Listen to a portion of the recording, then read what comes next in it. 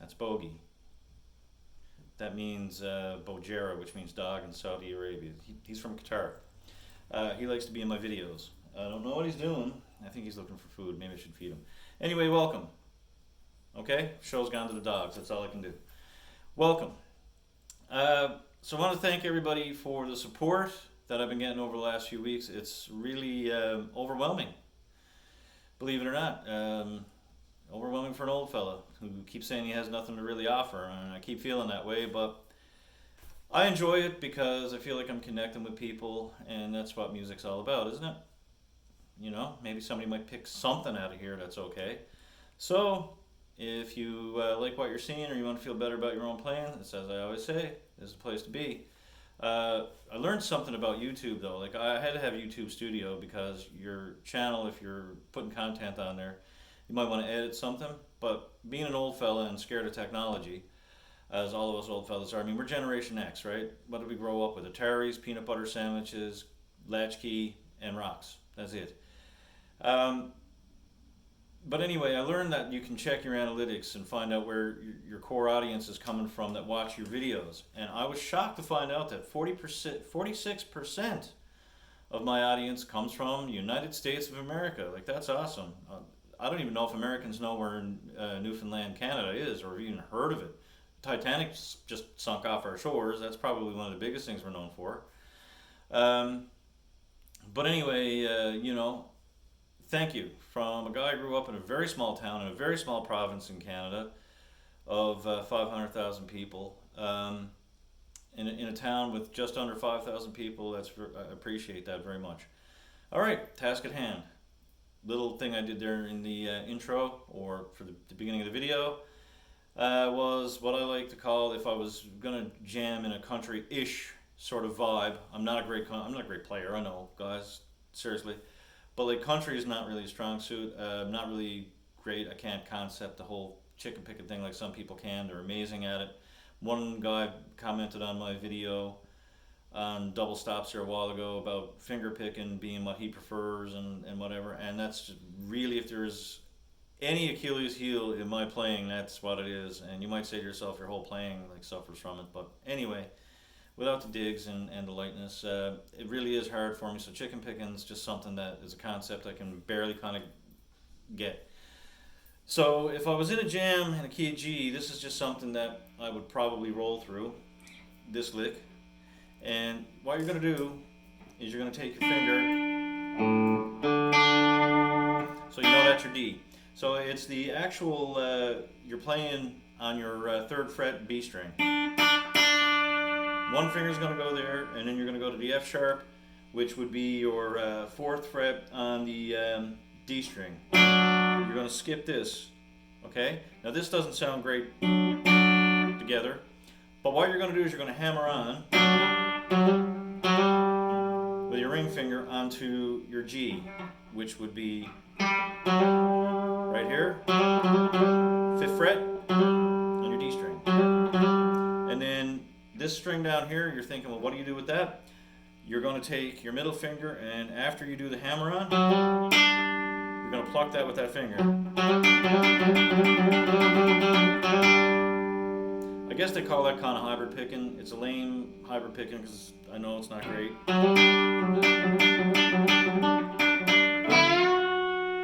Then you're going to bend that right up there. You're going to go to your 5th fret B string. Sorry. Too much Stevie Ray Vaughan there. You're going to bend that up, let it go, and then you're going to do this little lick, which you essentially is going to take these two fingers, and you're going to go back from your 3rd fret to your 2nd fret, and you're going to pull off. So you're going to hit your first note with the pick. So.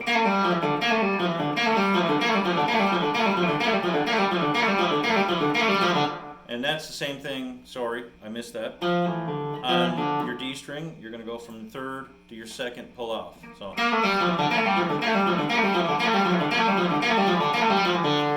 And when you hit that last one, however many times you want to do it, you're going to go grab your G again on the D string, which is 5th fret, G string.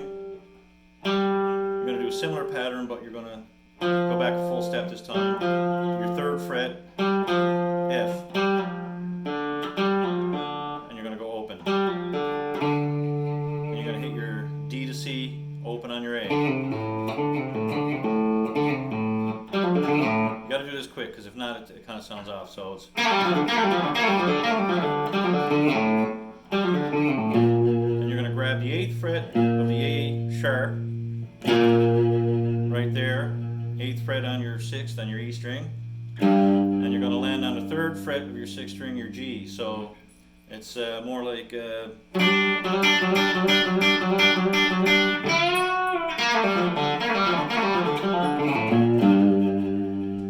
And then this next lick, right here, you're going to start again on your G, 3rd fret, right, of your E string, open A sharp, you're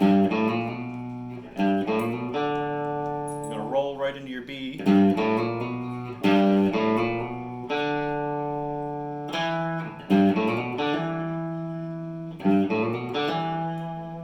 so open D,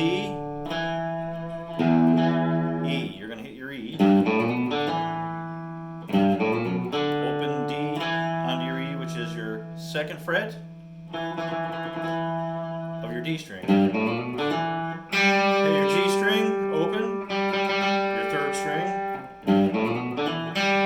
That's that part of the lick. Then we're going to go to that piece that we learned in the beginning, where you're going to take this finger, put it right here on the D, which is your 3rd fret of your B string, and you're going to take this finger, which would be your middle finger, you're going to put that on the F sharp, which is the 4th fret of your D string, and you're going to bend this note. You're going to leave this note as is.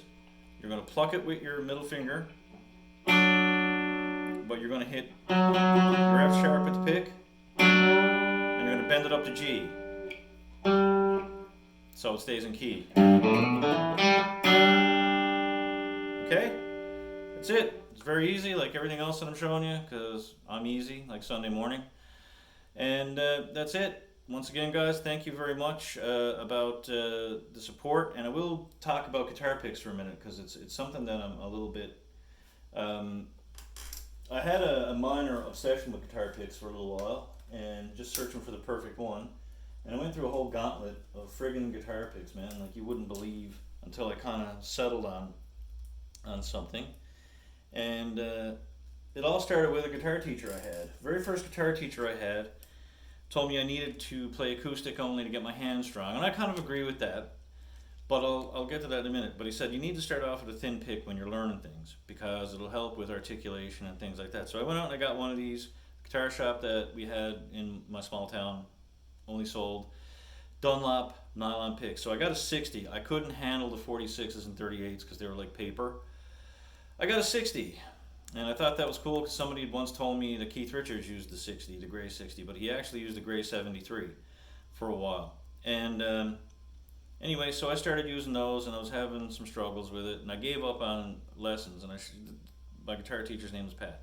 I showed up to another guy a few years later, and he was really cool. He had a cool mullet, but he had a yellow Strat, and I'll never forget it. It had a black pickguard, black pickups. It was really nice.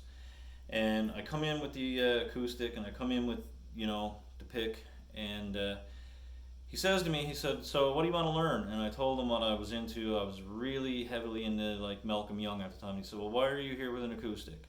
If we're going to put you on that path, you need to change a few things. And I said, well, this is what my last teacher taught me. And he said, yeah, theoretically it might be better, but the key to learning your guitar is using things that are comfortable, because you want to keep those things that keep you playing longer.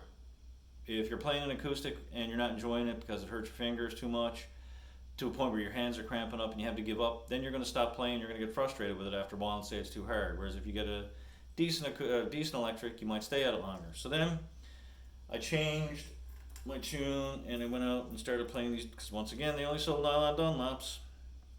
I got this thing, and it's the black Dunlop, and by this point I was listening to Jimmy Page, so I didn't like it, and I still don't like playing nylon picks this way.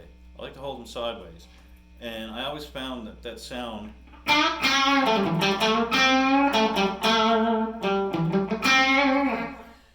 where you can hear the etching and the lettering grabbing the strings. And I found out later on in life that that's because Jimmy Page used the Hercos and played them. Played them on the side, just like Don Felder. So that's what I'm trying to get at here now. If you're just starting out on guitar and somebody says you should do this and you should do that, there are bad habits. I got enough of them. God only knows. You get to see them every time I post a video. But anytime you guys want to stay playing, play and use what's comfortable. And that goes for guys that have been playing a long time, because I know I was getting my chops busted because I was playing 10 through 46s. And my buddy was playing 11 through 52s, string-wise.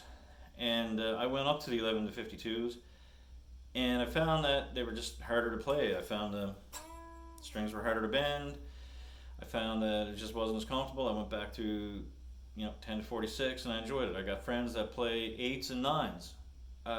Whatever keeps you playing, whatever keeps you happy, that's what you do. Some guys won't play a Telecaster. Some guys look at me because I play one of those big orange hollow body Gretsch Electromatics sometimes, and they're like, well, don't you find that uncomfortable on stage playing hard rock with it? And I'm like, no, I like it. I'm used to that body shape. I'm used to the Les Paul style shape of the other Electromatic Gretsch that I use.